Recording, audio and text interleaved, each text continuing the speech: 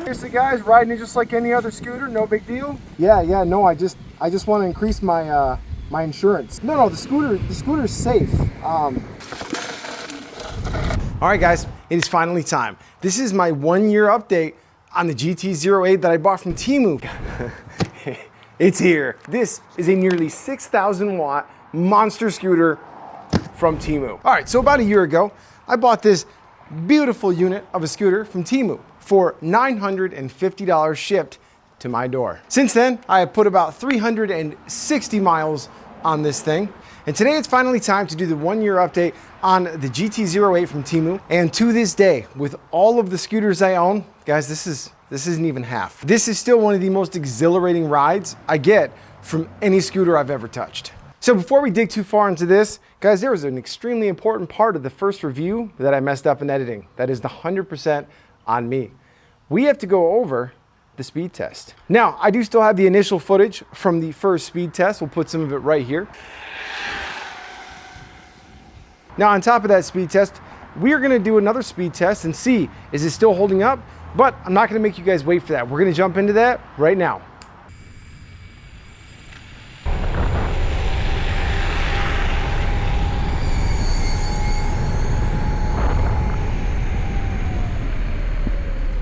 In the speed test, we're hitting about 72 to 73 kilometers an hour. Now that's gonna translate over to just under 43 miles per hour. Now that's pretty awesome, but with that said, in my initial review, the part of the video that I somehow completely forgot to include, again, my bad, this scooter is reaching just under 48 miles per hour max speed. Now, keeping that all in mind, 43 miles an hour is still a phenomenal speed for the price.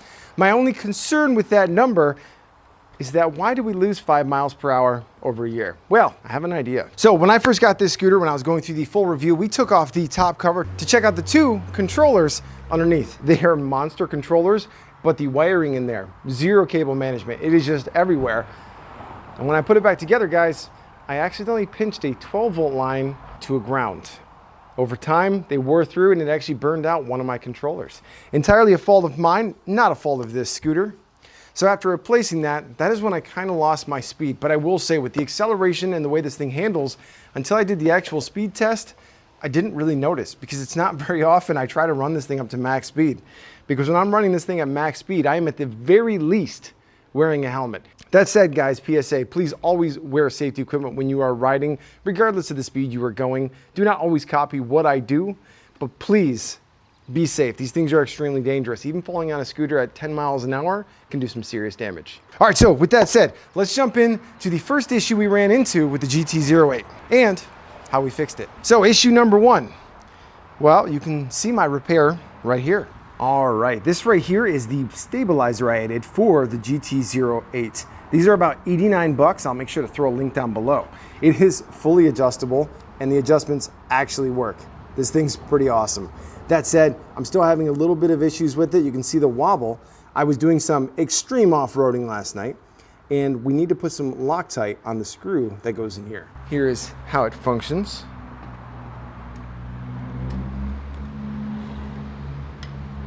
And now that bottom stability issue didn't happen until about 2 hours into our trail ride last night. And we were sending it. We were just really going. I wasn't recording it. We just wanted to get out and have some fun, because that's what these scooters are all about. Well, fun and transport.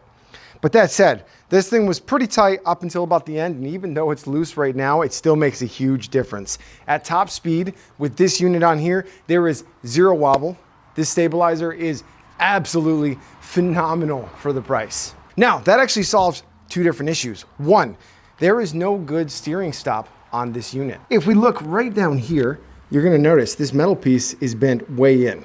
This is not supposed to be bent in. That's because when you would go to turn the scooter, nothing would stop it from just smacking into stuff. So it got bent all over the place. Now that isn't just unfortunate for that piece of metal that's gonna get bent, that's extremely dangerous.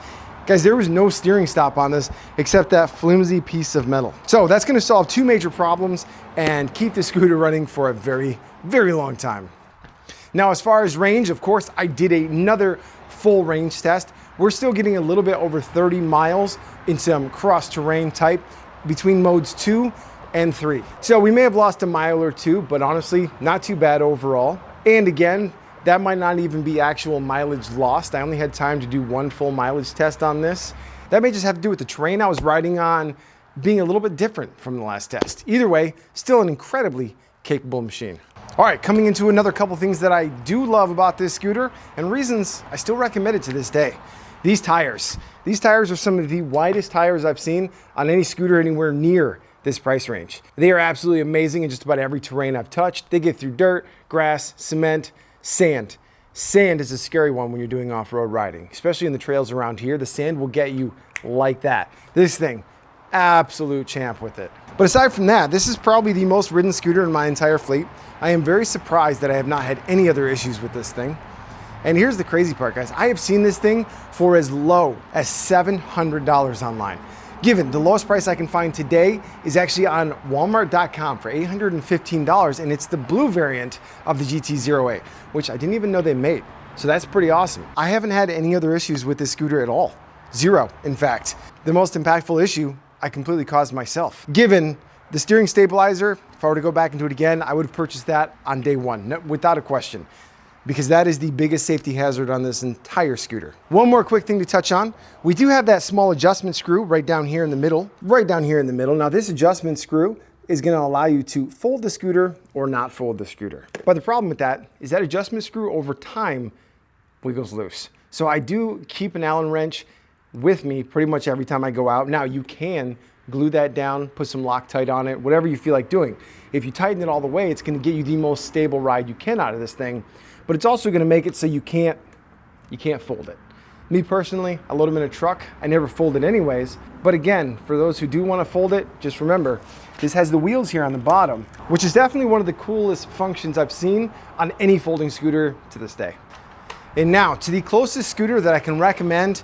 If you guys aren't comfortable with the scooter that's gonna be a little bit harder to find parts for, it took me a couple of weeks just to find a controller for this. So if you're trying to avoid that and you want complete stability out of the box and a couple more nicer features from a brand you recognize, the Nan Robot D4 Plus is gonna be my pick. As far as the riding experience goes, these two, almost identical in every way. The tires are a little bit smaller, so in sand, it doesn't hit it quite as well. But as far as fit and finish, the nut brakes on here that are juiced, phenomenal brakes. Given, these brakes work great, but these are just the next level up. Now this one comes in about $1,200, but it's not a crazy amount more. It's about $300 to $400 more for this scooter over the GT08. But with that said, I own both of them, guys. I still ride the GT8 most of the time. Also, full disclosure, this video is not sponsored by anybody. I'm just showing you guys with my honest opinions, honest thoughts, to give you guys the most informed opinion you can for picking up your next awesome scooter.